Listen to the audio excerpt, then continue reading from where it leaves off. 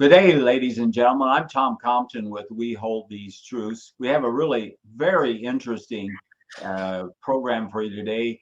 We have a special guest. We've known Rich Siegel for a long time, since probably about 2008. He actually did a vigil with Chuck Carlson. Chuck is here with us. Chuck's a founder of We Hold These Truths.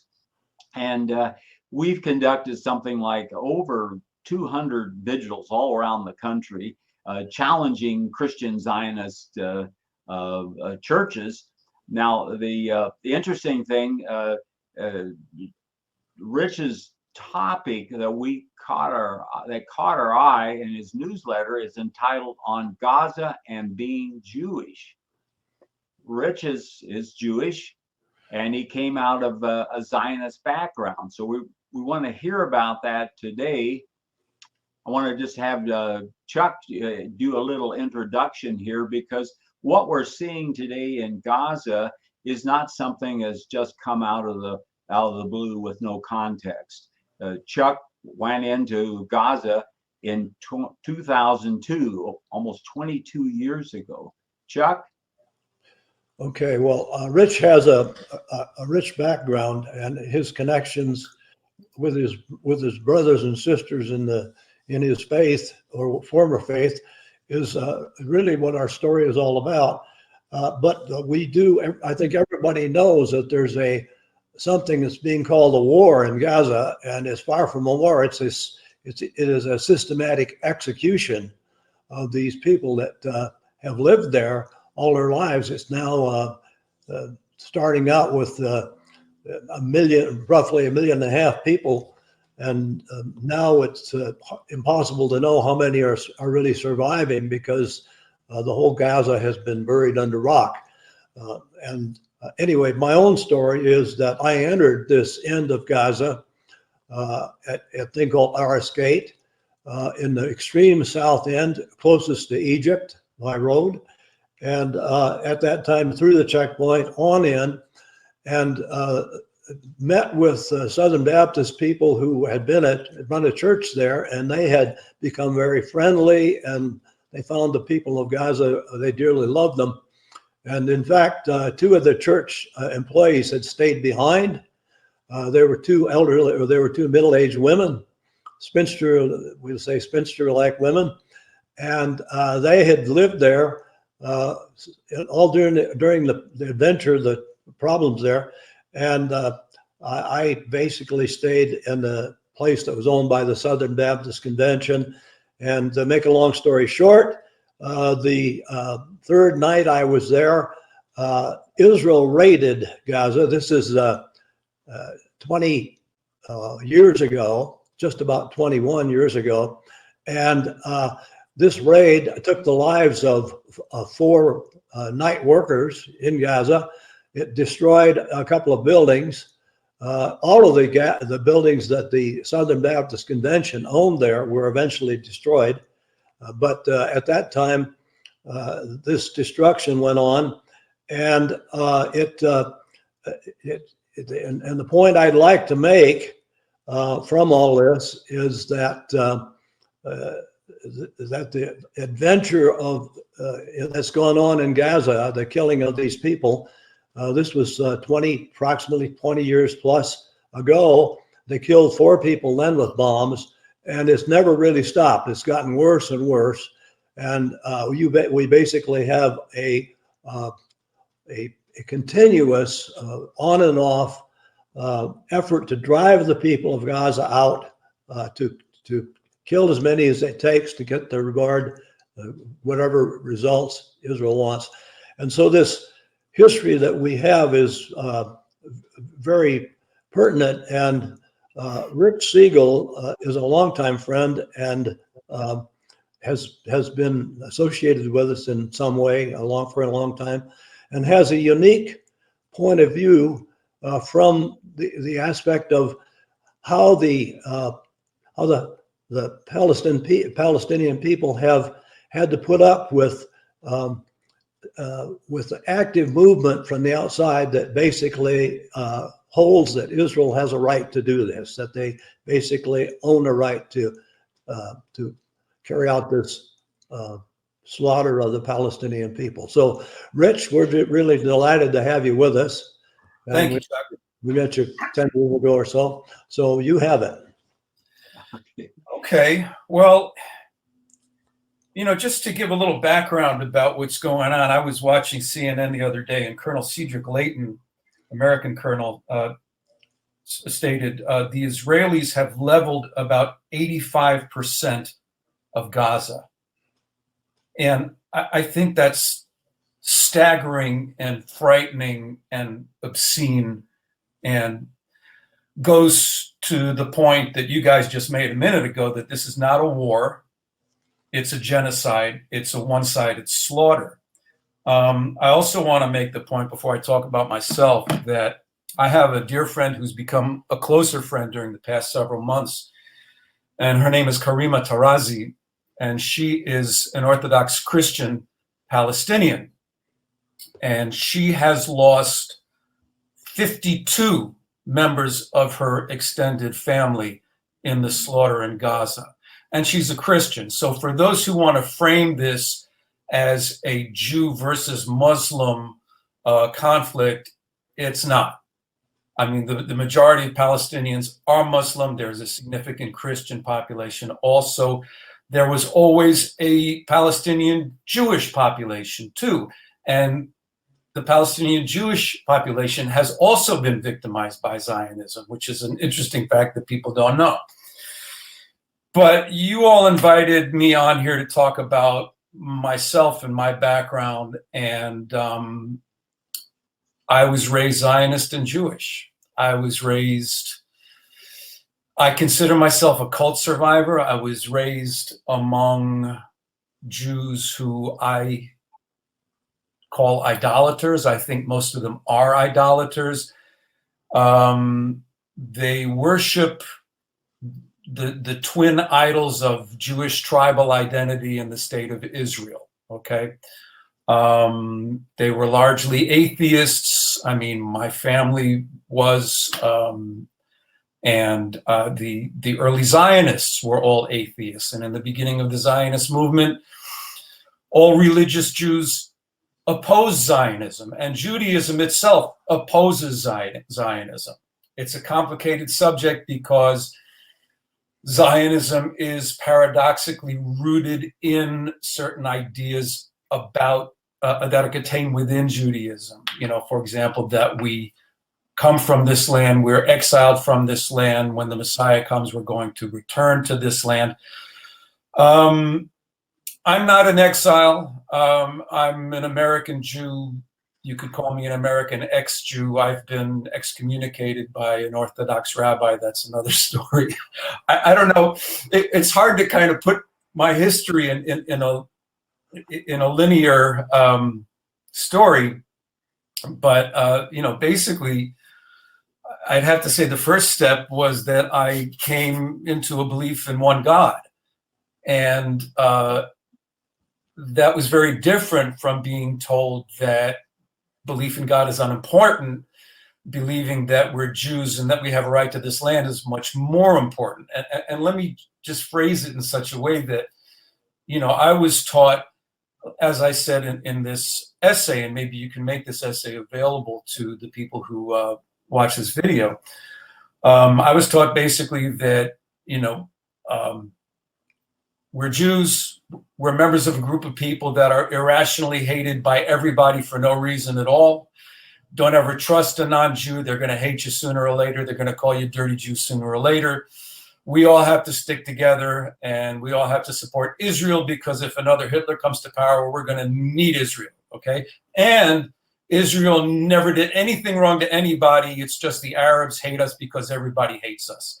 And they tell the story of 1948. It's like, well, the Arabs just wanted to push us into the sea. Why? Because they hate us. Why do they hate us? Because everybody hates us. Okay. It's insane. It's child abuse when you teach it to children. Okay. And I'm real clear that I'm a victim of child abuse. My parents, God bless them, I love them. They're still living. They're very elderly. Wasn't their fault, because you know what? They were raised the same way. And it was our entire community. It's not like I could just isolate my parents and say, they told me this nonsense. Everybody believed it because the Jewish community, it's a bubble, and they all tell each other the same lies, and they regurgitate the same lies, okay? And it's always been that way. And I include, there are some really dedicated anti-Zionist Jews, especially among the ultra-Orthodox. There's the Neturei Karta, and they're very dedicated, but still it's part of the Jewish religion that they just keep themselves separate.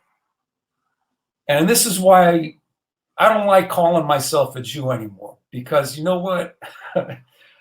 You guys are my brothers, and that's how I feel about it.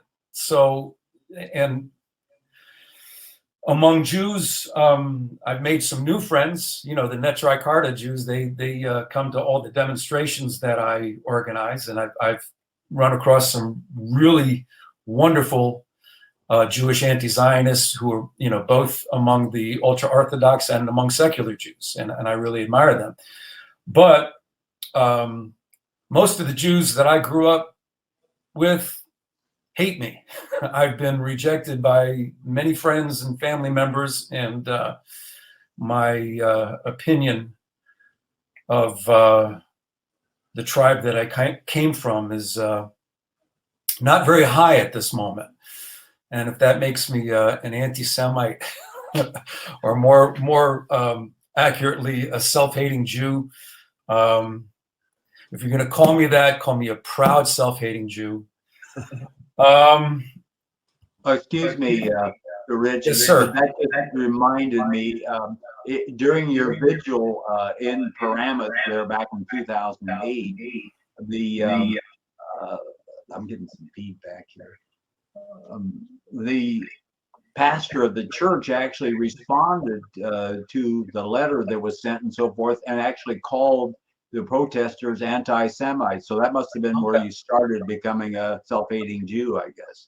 It started before that, Tom. I think by that time I was already used to the accusation. I think maybe I should just get into what's going on in Gaza, because I don't think, I've been involved in this issue for 20 years. And I know many people who have been involved for that long and longer. And we've been through all the different episodes. I mean, Chuck, you were talking about a bombing that happened in 2002 that I didn't even know about. And, there were major escalations in 2008 and 9, another one in 2012. Then the summer of 2014 was a nightmare, and various times in between. But I don't think anybody had any idea that it could get as bad as it has become these past several months. Frankly, Tom, you were gracious in asking me to do this interview. Honestly, I didn't want to do it.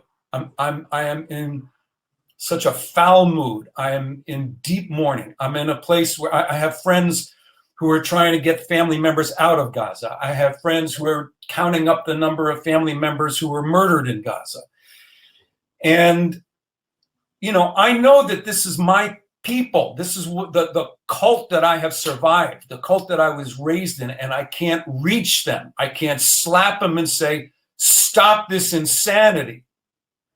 And it's not only insanity in the crimes that we're committing, but it's insanity because it's bad for the Jewish people.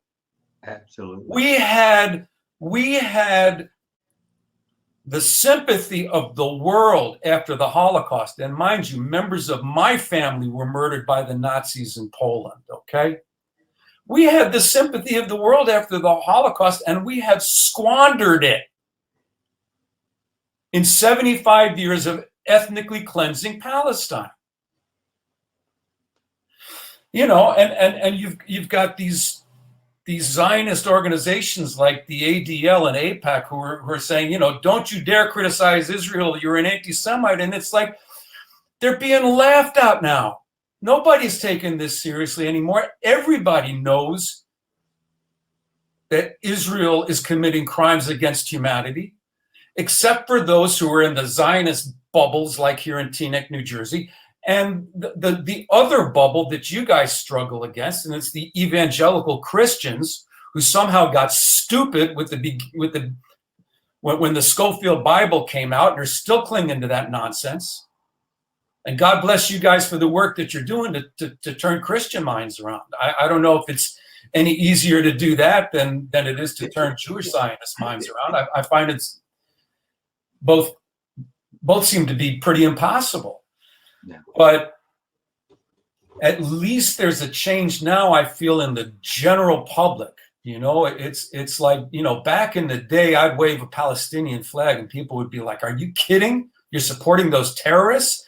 And now it seems like, you know, people on the street just know that Israel is committing crimes against humanity, and that our government is funding and supporting those crimes, whether it be, you know, the Democrats under Biden or the Republicans under Trump.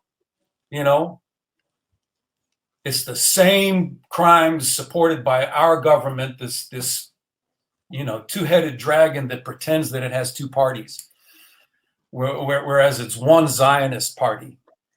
And I don't know if you guys brought me on here to rant like that, but it seems like that's what I'm doing. But feel free to interrupt me anytime. No, this is great, Rich. Okay. You know, we're looking for people. When we did our vigils, you know, it's the same thing with the Christian Zionist mindset. I mean, I even had a friend that's a follower of Jesus Christ, was baptized in our church, and he told me, and when I asked him back in October in a Bible study, I wanted his take on what was going on in Gaza, and he wound up telling me, "Well, I think all the Palestinians should be killed." What kind of follower of Jesus Christ would say something like that? Well, I've had similar comments. I love that sign that's behind you, Tom. Who would Jesus bomb? I think that kind of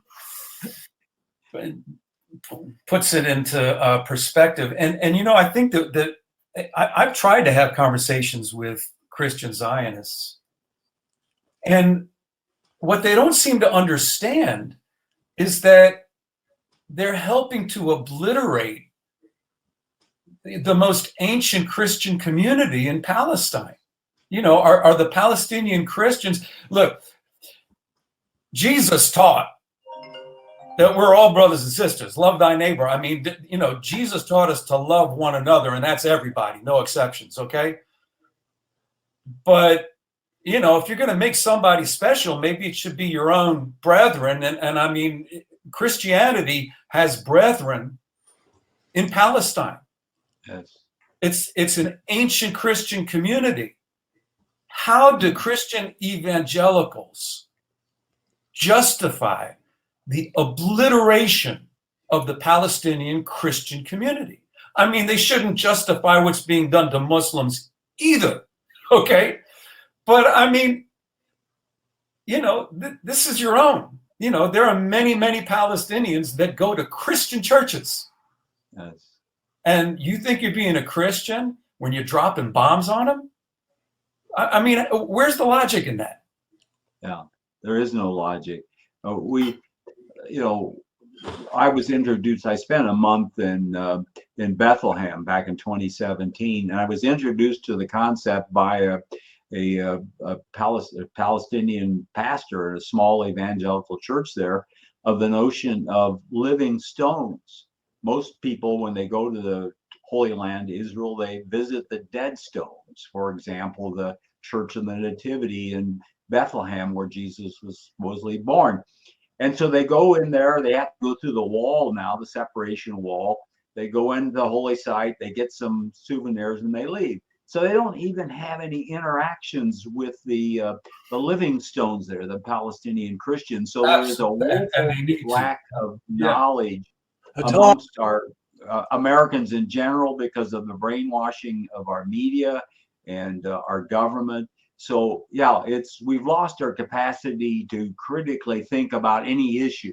You know, you lose people in about 30 seconds if you try to engage them. So I guess the thing is, you got to try to find out what their hot spot is. Right. Would they be upset if somebody in their family was killed? Right. without a reason. I mean, there's got to be some point, and we keep asking ourselves this. We think, wow, we have all these years we've failed. We haven't really done much, but there is more awareness. And what you pointed out, Rich, is there is more awareness around the world that the emperor has no clothes on. And, we don't, in the United States, the government doesn't know this. They're beholden to the Zionist lobby. So it is, it's just, I feel the same way as you do, that your tribe has been hoodwinked. I'll mention there's a wonderful documentary called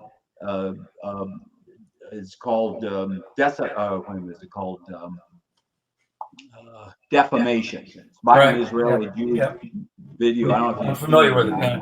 But it's about conditioning. So the Israelis have been conditioned to, basically when they go in their service, they don't care about the Palestinians and their IDF service. They take them as teenagers to Auschwitz, and they see this, and they tell them everybody hates Jews, and don't talk to them, and so it works them up to condition them. Absolutely, and this is how Holocaust education becomes the tool of Zionism, and I make a point that's not often been made, and that is that Holocaust education is incomplete if it doesn't include Nakba education. Okay, and here's an issue that I have. I mean, I know that the Nazis killed a lot of Jews because among them they killed members of my family. Okay, but there are people who question certain aspects of the Holocaust.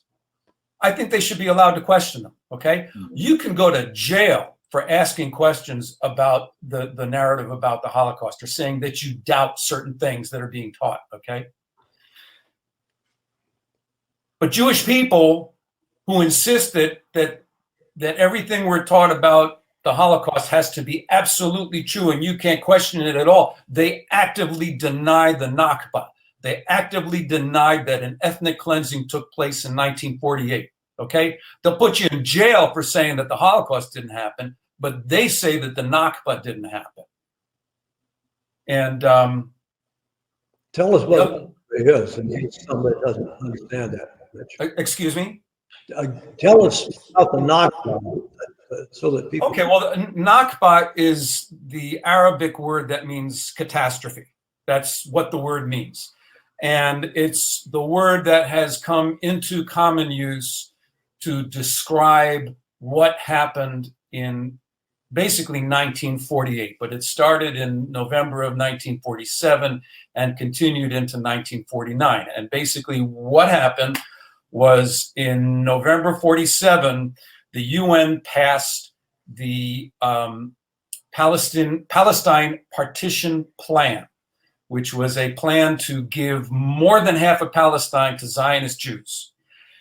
And the UN violated the terms of its charter because its charter states that they can't violate the wishes of a majority population. So the UN violated the wishes of the Arab population of Palestine, which was the majority, by giving more than half of the land to Jewish Zionist rule. The vote shouldn't have passed. The only reason that it passed was because the United States called for a delay, and during that delay, we bullied several client states into voting for it. That's the background. Anyway, as soon as that vote was passed, Zionist terrorist groups, let's be clear, Jewish terrorist groups started depopulating Arab villages. And that continued through 1948.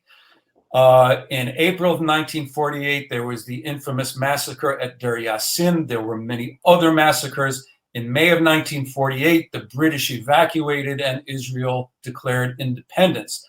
The ethnic cleansing continued all the way through 1948. It consisted of military forced mass expulsions.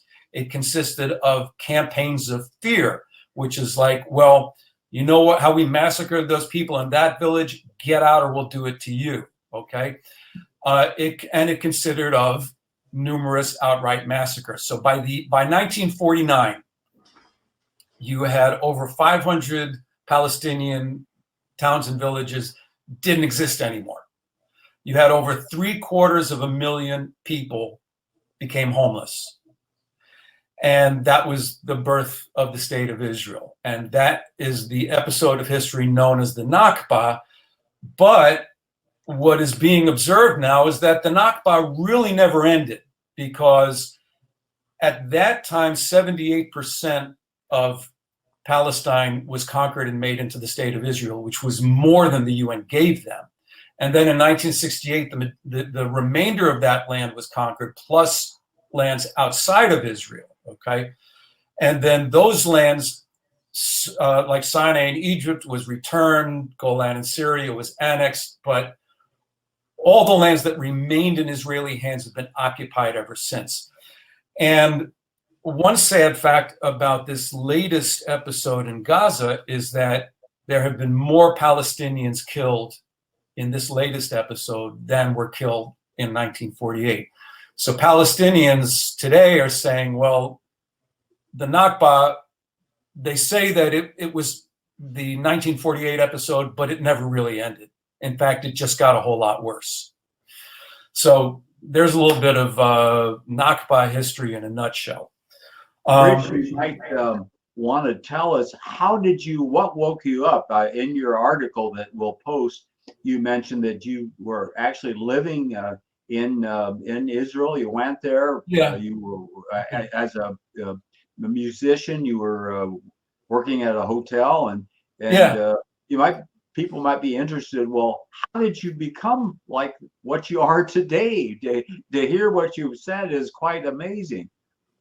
Well, this is something that bewilders me, because I mean, I spent so much of my life supporting Israel. I mean, I was a Zionist youth group president, okay? And I went to work and live in Israel. I was kind of on track to become Israeli. I didn't go there for the job that I had. I am a musician. That's how I make my living, and it's, my love and my passion. I had a job playing piano in a luxury hotel in Israel. But I actually went on that trip. I was in my early 20s at the time, and my youngest brother, who recently passed away, and I'm really terribly sad about that, my family went to Israel on the occasion of his bar mitzvah. It's kind of a passion for a lot of American Jews to have their children bar mitzvahed at the Western Wall in Jerusalem. And I had my bar mitzvah in New York, as did my first brother, but then my youngest brother had his bar mitzvah at the Wall in Jerusalem as part of like a fantasy of my mother's, okay? And, so we took the requisite Zionist tour of Israel, where we saw absolutely no evidence of what was being done to the Palestinians. And, I was a young guy, and I decided I was looking for work so I could stay there. And I found work, and I stayed there, and I had a little apartment, and I went to work at this hotel, and I was there for actually not very long, because, praise God, I got a better job offer at home. And I got a job offer to play a show on cruise ships out of Miami, which was very appealing to me at the time. And so I left Israel. And I am so grateful to God for that job opportunity, because if it weren't for that, I might have stayed there. And I might never have found my way out of my Zionist brainwashing. But to answer your question, I just gave you a lot of background, but it was really decades later that I found my way out of that brainwashing. I had serious problems with my Zionist Jewish upbringing for many years, because it was atheistic. And I came into an awareness of one God. My life is a God-centered life. So I was very rebellious against the whole idea that you could be Jewish and atheist. To me, that's oxymoronic, even though so many of them are. But I was still so brainwashed by the whole Zionist propaganda that I still for decades believed that we needed Israel, that we never did anything wrong there, that they just hate us for no reason. And I just became curious because the whole situation seemed so, entrenched and so unsolvable. And I had some contact with people who felt differently about it, that I really wanted to investigate it.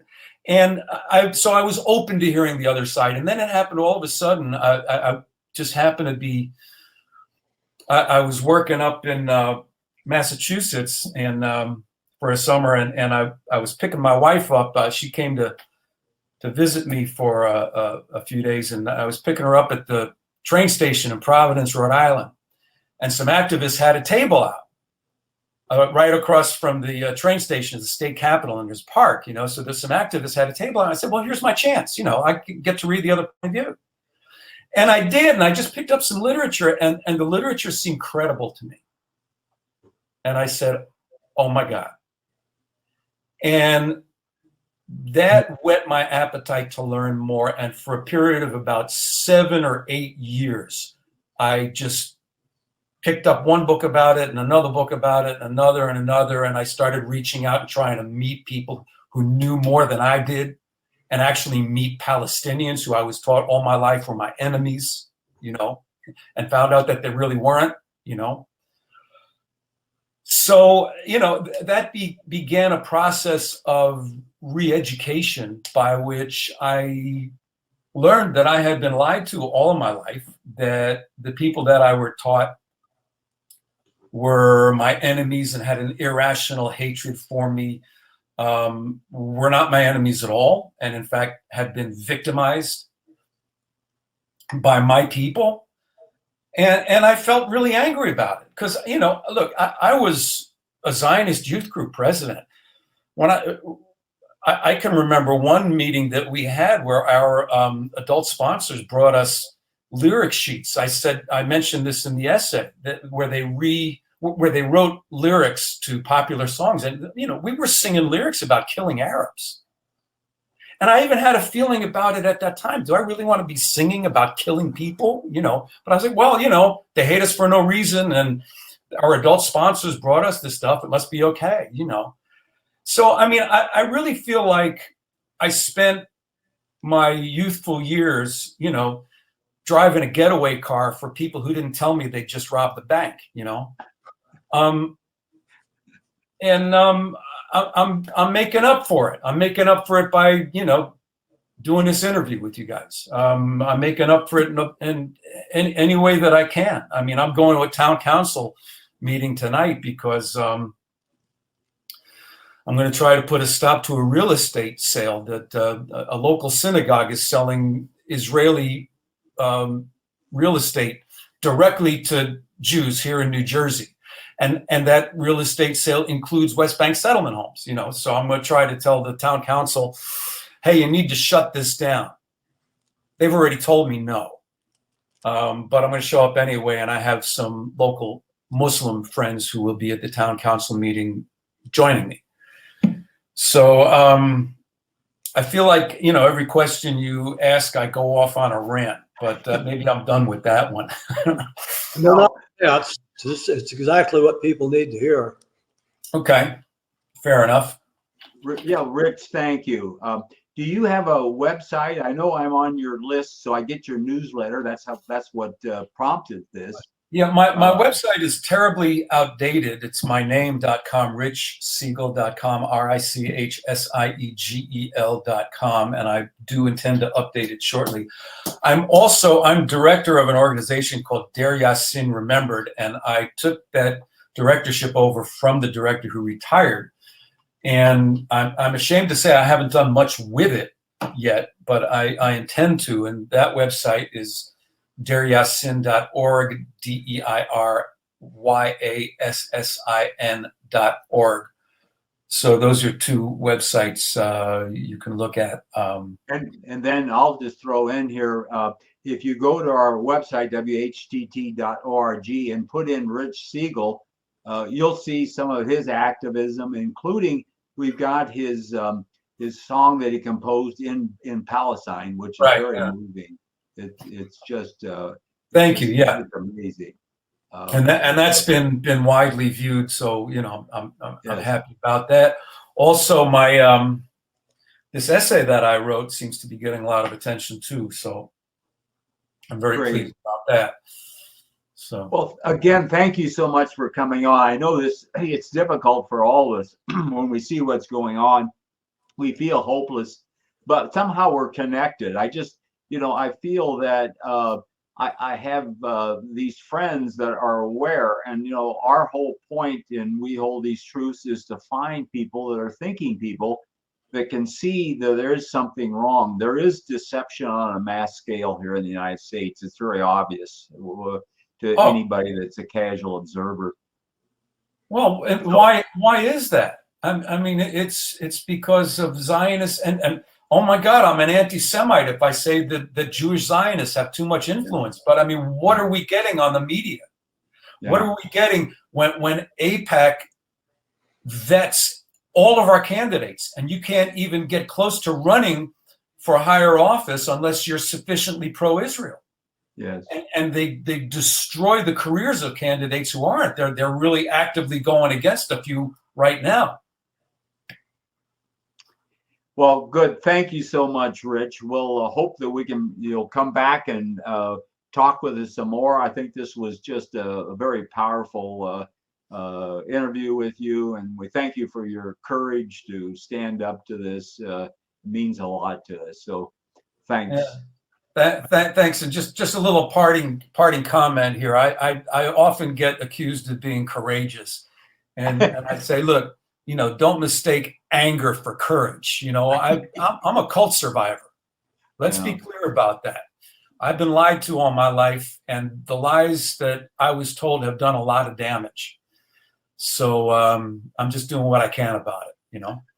Well, you're an exceptional human being in our book, whatever you want to call yourself. Well, thank you so much. I appreciate the compliment. I do. Thank you. And I appreciate you guys for what you're doing, and thank you so much for having me on. You're welcome.